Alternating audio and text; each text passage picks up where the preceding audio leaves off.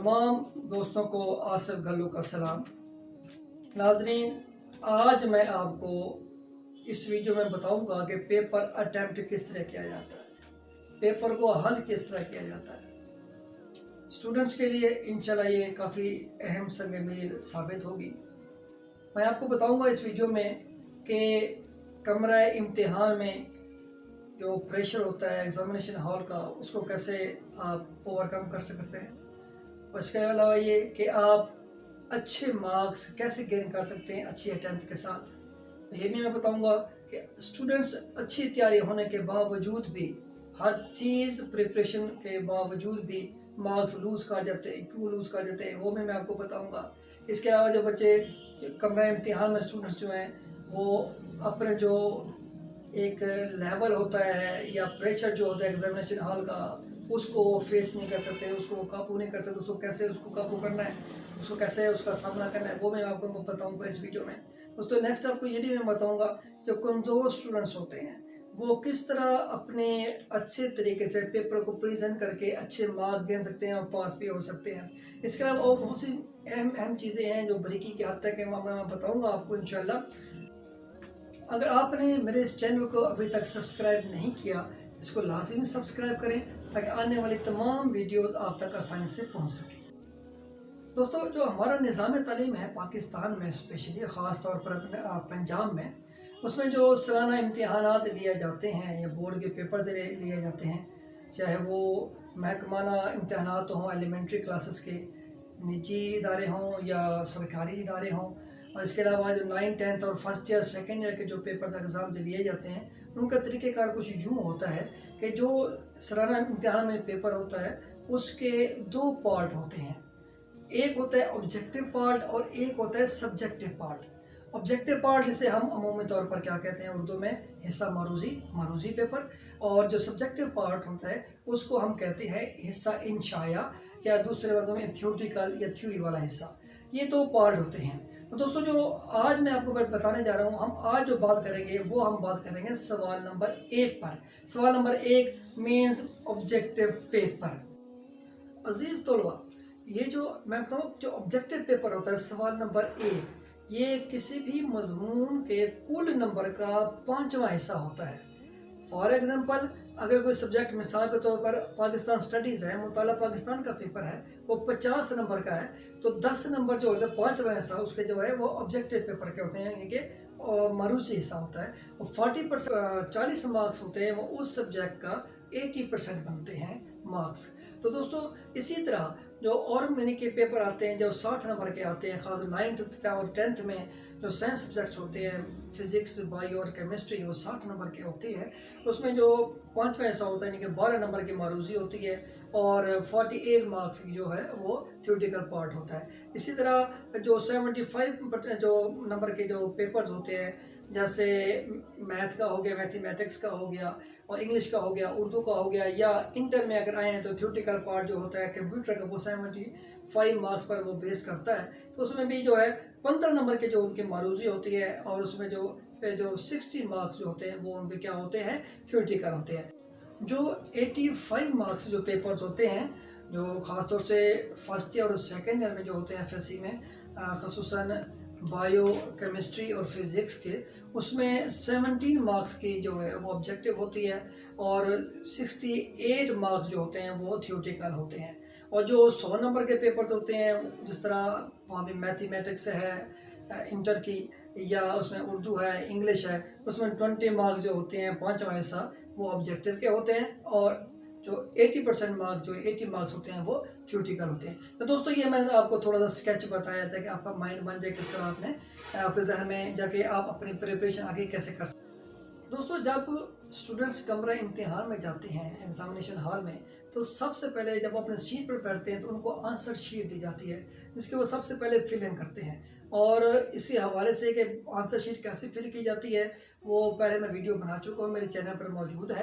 इसी तरह paper attempt की इम्पोर्टेंस के हवाले से भी मैं पहले वीडियो बना चुका हूँ, वो यहाँ पर मौजूद है। अगर आप देखना चाहें उसको लाजमी देखिए जाए ताकि उसका सीक्वेंस आपके जहन में आ जाए। उसके मैं जो लिंक भी इंशाल्लाह डिस्क्रिप्शन में वो लाजमी डाल दूँगा ताकि आपके लिए आसानी हो। तो दोस्तों, जो सबसे पहले जो आपको कॉपी के बाद जो मिलता है वो सवाल नंबर 1 मिलता है ऑब्जेक्टिव पेपर। तो क्या है यहाँ पर जो आपका जो है यहाँ पर टेम्पो बनता है या लूज होता है या अप होता है। जैसे ऑब्जेक्टिव पेपर मिलता है तो स्टूडेंट्स को क्या है सबसे पहले उसको आराम से पढ़ना चाहिए कि देखिए आपको सामने स्क्रीन पर भी आ रहा होगा ये ऑब्जेक्टिव पेपर। तो जैसे उसको पढ़ेंगे ये पहले जो उसके स्टेटमेंट को गौर से पढ़ें, उसके चारों ऑप्शंस को गौर से पढ़ें। ठीक है, पहले एक मरतबा तमाम ऑब्जेक्टिव को आप पढ़ लें ताकि आपका स्केच जो है उस पेपर के हवाले से अपने माइंड में आ जाए। यहाँ परेशान होने वाली बात ये नहीं है अगर कोई चीज़ एक नहीं आती, कोई मुश्किल हो रही है, भूल रही है आपको, उसको वो उसके ऊपर ज़्यादा आप टेंशन ना लें। अगर उस पर टेंशन लेंगे तो आप मज़ीद जो आसान होंगे वो भी भूल जाएंगे। तो उसका जो सिंपल और अच्छा तरीका है, पढ़ने के बाद आप क्या करेंगे, पहले फर्स्ट ऑफ ऑल जो है वो आप बबल फिलिंग करेंगे। ठीक है, वो मैं बताऊंगा कि उसकी जो आपके रूल नंबर है उसको कैसे बबल फिल करना है। उसके बाद आपने क्या बबल फिल करना है, आपने आप पेपर कोड जो ऑब्जेक्टिव पेपर पर होता है वो आप शुरू करते हैं। उसके बाद जो है आप अपनी ऑब्जेक्टिव की फिलिंग शुरू करते हैं। अजीज़ तलबा, अहम बात ये कि ये जो ऑब्जेक्टिव पेपर होता है इसके मार्क्स मैथमेटिकल मार्क्स होते हैं, ये पक्के नंबर होते हैं। या तो पक्का नंबर मिलता है या गलती करेंगे तो पक्का नंबर कट जाता है। इसमें हाफ नंबर की कोई गुंजाइश वगैरह नहीं होती है। हल्की सी मिस्टेक जो है आपकी, हल्की सी लापरवाही या हल्की सी आपकी अदम तवज्जो से, आपका जहन घटने से आप काफ़ी ज़्यादा नुकसान उठा सकते हैं। तो दोस्तों, जो बच्चे जो स्टूडेंट्स मैक्सिमम मार्क्स गेन करना चाहते हैं, जो चाहते हैं मेरे मार्क्स सब्जेक्ट में मुकम्मल हैं, तो उनके लिए कंपलसरी है कि उनकी ऑब्जेक्टिव तमाम के तमाम दुरुस्त होनी चाहिए। जब दुरुस्त होंगी तो उनके क्या है मार्क्स मुकम्मल आएंगे। तो दोस्तों, अब मैं आपको बताता हूँ कि ऑब्जेक्टिव पेपर कैसे फिल किया जाता है। तो दोस्तों, ये आपके सामने देखें, ये आपको नज़र आ रहा है आपको बबल फिलिंग चार्ट। ये आपकी जो आंसर शीट होती है बिल्कुल आखिरी पेज पे, बिल्कुल उल्टी साइड पे जब उलटते हैं कॉपी को तो ये पेज आता है। देखें आपके सामने आ रहा है। ठीक है, अब यहाँ पर आपने लिखना है, यहाँ देखें पेपर कोड नज़र आ रहा होगा, यह है 4 इंच पर। आपको देखें जो आपने देखे पेपर कोड लिखा हुआ है, ऑब्जेक्टिव पेपर पर क्या लिखा हुआ है, 3 4 7 1। और इसका पिछली वीडियो मैं आपको पहले बता चुका हूँ इसको फिल कैसे करना है। ये 3 है, 3 के नीचे कौन सा वर्ड है, इसी लाइन में देखें 3, इसको ये जैसे मैंने कहा था कि दरमियान से फिल करेंगे तो टाइम जल्दी हो जाएगा। अब ये देखेंगे, अब नेक्स्ट है ये 4 लिखा हुआ है, 4 डिजिट, इसी को नीचे 4 को आपने फिल करना है। इस तरह मैंने आपको समझाया था कि दरमियान से अपने बबल जो सर्कल का है दरमियान से फिल करेंगे और ठीक होगा। और नेक्स्ट जो है 7 है, 7 से लाइन में कहाँ है ये 7, इसको आपने फिल किया। ठीक है, नेक्स्ट 1, ये 1। ठीक है दोस्तों, ये पहला ये पेपर कोड जो है, ये पेपर कोड हमेशा कहाँ होता है, ये ऑब्जेक्टिव पेपर पर होता है, सब्जेक्टिव पर नहीं होता, ये ऑब्जेक्टिव पेपर पर होता है। ये ख्याल करना है, जो ऑब्जेक्टिव जो पेपर होता है आपका जो मिलता है शीट देख रहे होंगे, ये हर स्टूडेंट का मुख्तलिफ होता है। यानी कि ऑब्जेक्टिव तो हुई होती हैं जो 12 या 15 सेम होते हैं, लेकिन आर्डर चेंज होता है हर बच्चे के पास। ये मोहतात रहना, किसी से पूछने की कोशिश नहीं करनी है, ये ना हो कि आप गलत फिल कर बैठें। तो दोस्तों, ये देखें आप सामने देख रहे हैं, ये ऑब्जेक्टिव पर पहली जो ऑब्जेक्टिव है मतलब example of longitudinal waves is.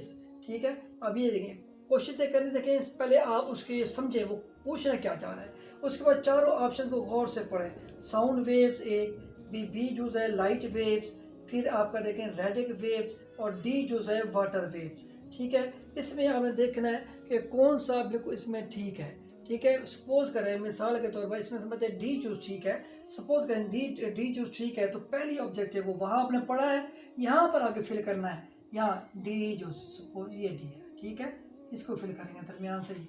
ये आपने मोहतात रहना है कि जो पढ़ा है उधर फिल नहीं करेगा, उधर फिल करेंगे जो ऑब्जेक्टिव पेपर कोई फायदा नहीं है, उसके मार्क्स नहीं मिलने, मार्क्स यहीं पर मिलने आपने। ओके, नेक्स्ट देखते हैं आप दूसरी जो है, दूसरी ऑब्जेक्टिव आप देख रहे हैं, देखें दूसरी लिखी हुई है, देखें the loudness of sounds is most closely related to its. ठीक है, उसमें वेव लेंथ है, बी है फ्रीक्वेंसी, सी है पीरियड, और डी है ये एम्पलीट्यूड। ठीक है, ये नज़र आ रहा है आपको। अब मिसाल के तौर ये आपको नहीं आता, सपोज अगर आपको नहीं आता, इसको फिर क्या करना है, सोचने नहीं बैठ जाना, आप इसको छोड़ दें, अब नेक्स्ट अगली पे चले जाए। ठीक है, और थर्ड ऑब्जेक्टिव में जा रहे हैं। ठीक है, उस पर लिखी हुई है the image formed by convex mirror is, ये मैं आपको बता रहा हूँ। अब वो जो है, अब तीसरी के ऑब्जेक्टिव का है, मिसाल के तौर पर उसका बी चूज ठीक है, तो यहाँ आएंगे तीसरी पर। ये क्या करना है, आपने पहले दूसरी छोड़ी हुई है तो आपने तीसरी को देखना है, तीसरी का बी चूज, हाँ इसी को फिल करना भाई। देखिए दरमियान से फिल करेंगे, देखिए टाइम कम लगता है, ये अब ये फिल हो गया, ओके हो गया ये। उसके बाद आप नेक्स्ट पे आएंगे, चौथी का मिसाल के तो आपको लगता है भी ये उसका ए जूस ठीक है, अब उसको ए को फिल कर दें, ठीक हो गया।